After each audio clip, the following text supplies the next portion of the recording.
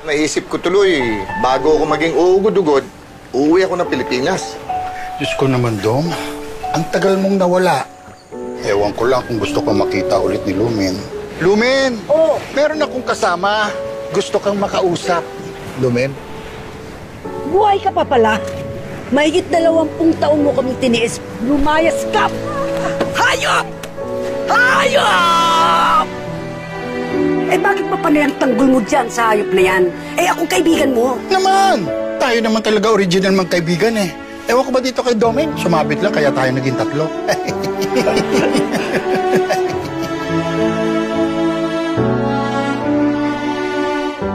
Natural, iisipin nila na inabandona mo sila. Relax. Sandali, hindi kita kilala. Bakit mo ko inayaang lumaki ng walang tatay, ha? Matuto kang rumispeto. Pinabayaan ako niya ng mahabang panahon. Ba't ko na-respetuhin yung gagong yan?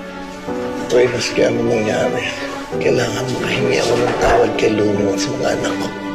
Umuwi si Dong para makipagbalikan kay Lumen. Hindi sa'yo. Ganyan naman tayo mga bading, di ba?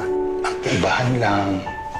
Mahal ko rin ang babaeng mahal ni Dom. Alam ko may pagtingin pa sa akin ng asawa ko. Asawa? Bakit? Kasal kayo? Sumilip. Umamin ka nga, Nay. Nagpapaligo ka ba kay tatay?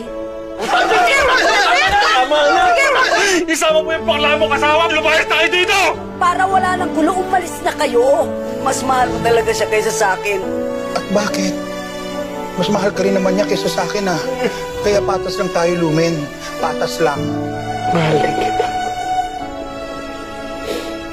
Di ka na mabibigo sa aking puso. Ako'y kasama mo hanggang dulo. Bakit nagpakita ka ba? Matagal kang nawala. Mahigit 20 taon.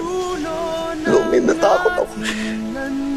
Natakot ako bumalik dito sama kayo sa kahirapan. Lumen, sandali! Kulang pa yan! Sa bawat buwan at taong pinag-isip mo ko, kung buhay ka pa o patay na. Hanggang sa huling sandali, hanggang tayo'y magkasama.